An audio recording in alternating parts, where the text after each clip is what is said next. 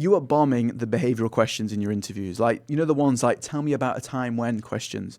Then give me an example of when you led a team questions. Like, it's not because your stories are bad. It's because you're giving them in a structure the interviewer just can't even follow.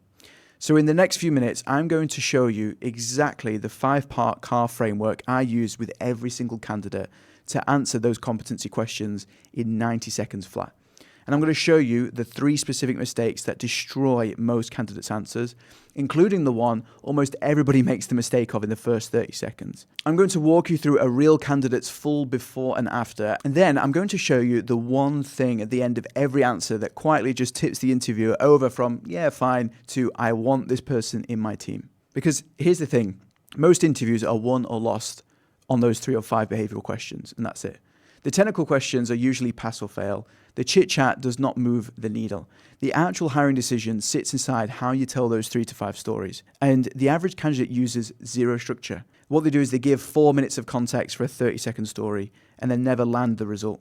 And the interviewer gives up just listening before you even got a chance to get to the action of the answer. So when I tell you that fixing this one thing turns 7 rejections into an offer in 2 weeks, I'm not exaggerating. I see this almost every single week. So let me start with what is actually going wrong in your interview answers, and then we can rebuild it from the ground up. So here's the thing that you need to understand about behavioral questions is the interviewer is not really testing like your story or what you say. They're testing whether you can communicate. And specifically, can you take like a messy real world situation and structure it in your own head and explain it to me without me having to do the work? Having spoken to hundreds of hiring managers and recruiters, this is what is happening on their side of the table. They're probably sitting in interview number 6 of the day, and they've heard 6 versions of the same story. And they're taking notes, and the moment your answer just becomes hard to follow, they just zone out. They write rambling or no structure on the form, and then they move on. Simple as that. Which means that the candidate with the most impressive story does not always win. The candidate whose story is the easiest to listen to actually wins every single time. And that is actually really good news because the structure is something you can fix in about 30 minutes. You can't just suddenly invent a more impressive past. You can't just invent a degree or work experience, but you can fix the way you tell it right now. So I had a candidate called John. He was a final year student applying to graduate roles in finance. You know, he had a strong CV on paper, decent grades, and a couple of internship, but he'd done 9 first round interviews, 7 rejections, and 2 of them were still pending. And the feedback was identical every single time. Strong candidate, but answers lack structure. You know, promising background, struggle to articulate examples. So we sat down and we recorded him answering that one question. Tell me about a time you led a team through a difficult challenge. His answer was 4 minutes and 50 seconds. And then we played it back. He spent the first 2 minutes of his answer setting up like who was on his team, what year of uni he was, and what module it was, and the assignment of the grade, and all this confusing, boring stuff. And by the time he got to what he actually did, the interviewer would have just almost already lost interest. And he never landed that result properly. He kind of trailed off with any like, yeah, it worked out fine. Like, it was okay in the end. So what we did is we rebuilt every behavioral answer using the framework I'm about to walk you through. You know, I'm going to use the same story. It's the same person with the same experience. We just changed the order and the proportions of his answer. And he did one more interview the next week with a tier 2 strategy firm. And on the way out, the interviewer told him directly, your answers were really tight today. And he landed the offer 9 days later. So I'm going to share you John's story because what I'm about to actually show you works, and if you apply it in the right way. So step 1 is the structure itself, because you can't just land a behavioral answer without a clear frame. The frame I use with every single candidate is called the CARR method. Context, challenge, action, result, and then reflection. It's 5 parts, 90 seconds in total, and the proportions matter just as much as the parts. So the first part is that context. This is the scene. So where were you? What was the situation and who was involved? The whole thing should be 1 sentence, maybe 2. So most candidates, what they do is they spend 2 minutes on the context, and actually it should be 30 seconds. And that is where they lose the room. So for John, the context line that we built was, so this was during my final year at university. I was leading a team of 4 on a strategy consulting case for an actual client at a mid-sized logistics firm. That was the entire context. The interviewer now knows enough. They don't need a module name. They don't need the deadline. They don't need all the team members' names. Just move on. So part 2 is then the challenge. This is the specific tension or the problem. It's not the entire situation. It's the thing that made it hard. And without a real challenge, your story is just a description of what you're doing as a task. And there's no real story without that conflict. So for John, It was, and about 2 weeks in, we hit a wall. The data the client had given us was completely inconsistent with what their CFO was saying in our meetings. So we basically had no reliable starting point for the analysis. You can hear the difference. There is a real obstacle. The interviewer is suddenly leaning in because there is something to resolve. That is what challenge does. It buys you that next 30 seconds of attention. And then the part 3, which is the action. And this is the heart of the answer. This is where 60% of your time should be spent. So what did you do specifically?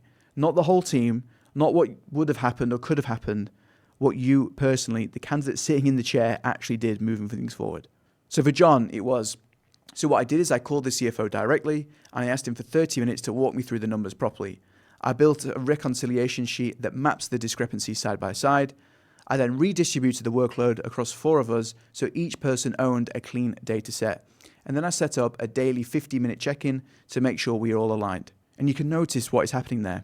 Specific actions in first person in sequence. Not we had a meeting, we got it sorted. Like specific verbs that show ownership and judgment. And the interviewer can now picture exactly what John did.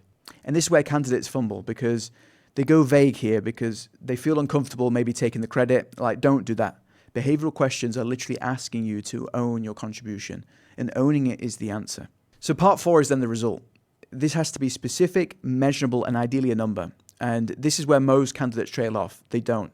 You need to end strong. So for John, he said, and the result was we delivered the final case 2 days ahead of schedule, and the client implemented 3 of our 5 recommendations, and we got the highest grade in the cohort at 82%. Numbers and specifics, a clear before and after. That is what locks the answers into the interviewer's memory. And if your story doesn't have a clean number, you need to find one. It could be time saved or money made or percentage uplift, grade achieved, anything. Even if, like, we hit the deadline when we were 2 weeks behind is a result. Just make it concrete. And then the final part is then reflection. And this is the part that 95% of candidates skip entirely. And it's the part that quietly does most of the work. It's one sentence and it's about what you learned. What would you have done differently next time? And what it taught you about how you operate. And for John, it was, and the thing I took away from that is when the data is messy, the fastest fix is almost always direct conversation with the source, not more analysis. That single sentence does 3 things at once. And the first thing is it shows self-awareness. This is probably what the interviewer is actually scoring you on. It shows you can extract a lesson, which is exactly what they want in a junior hire to be able to do. And it leaves the answer on a high note instead of just trailing off into silence. That sentence is the one that most candidates just don't write. And it's the single biggest difference between a 7 out of 10 and a 9 out of 10 interview answer. So that's the structure. You've got the context, the challenge, the action, the result, and the reflection. 90 seconds total, and 60% of your time should be on that action section. So step 2 is what to cut, because most candidates know roughly what to include. They just refuse to cut anything. And these 3 mistakes are why. So mistake number 1 is like over contexting.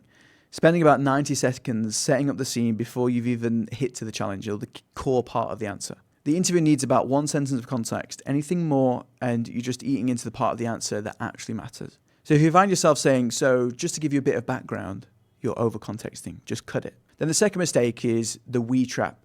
When you say we did this and we did that, like through the whole answer, the interviewer can't work out what you contributed to. Behavioral questions are not testing your team. They are testing you. Use I deliberately. I called the CFO. I built the sheet. I redistributed the workload. It feels uncomfortable at first when the 2 or 3 times you practice it. Just do it anyway. That's the entire point of the question. And mistake number 3 is missing the result. And you could spend 2 minutes describing the action and then your answer just sort of fades out. And you'd say things like, yeah, it went well, or we got it done in the end. This is the equivalent of writing a 5-page essay with no conclusion. The interviewer leaves with the answer with no anchor for what you actually achieved.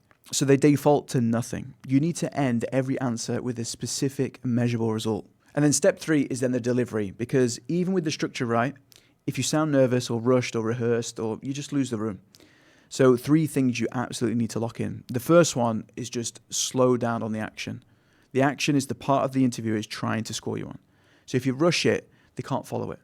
So when you get to the action, just drop your pace and just chill out. Let each thing you did land before you move on to the next. The second one is then pause for half a second between those different categories: the context, the challenge, action, result, and reflection. Those tiny pauses help the interviewer just digest the information you're telling them. They subconsciously feel, okay, That was the setup. Okay, that was the action. Okay, that's what you did. It signals competence. And then the third one is just land the reflection. Don't mumble it. Don't just tag it on at the end like it's, afterthought. Say it slowly and with conviction. That sentence is your closing argument, and just treat it like one.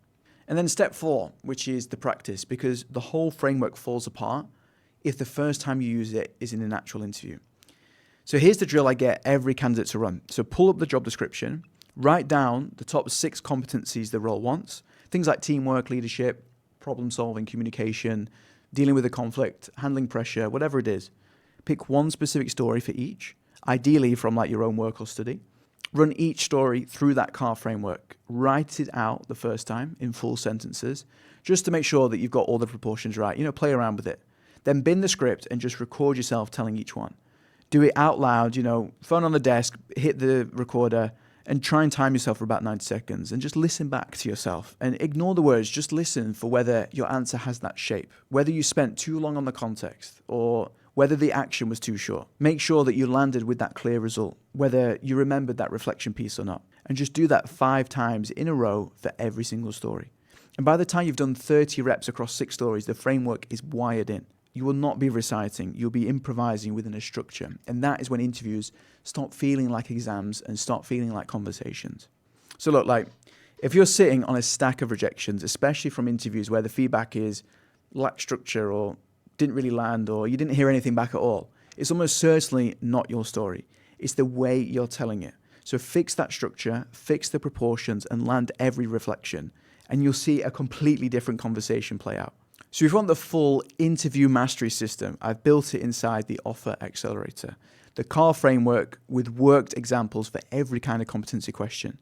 The identity, value, motivation opener for the first answer. The full interview prep playbook from the day you book the slot to the moment you walk in. Plus the personal brand, the CV, the networking system, all the stuff that gets you the interview in the first place. And the link is in the description if you want to take a look. But generally, even if you never touch the program, just take this video and go rebuild those 6 stories using CARR.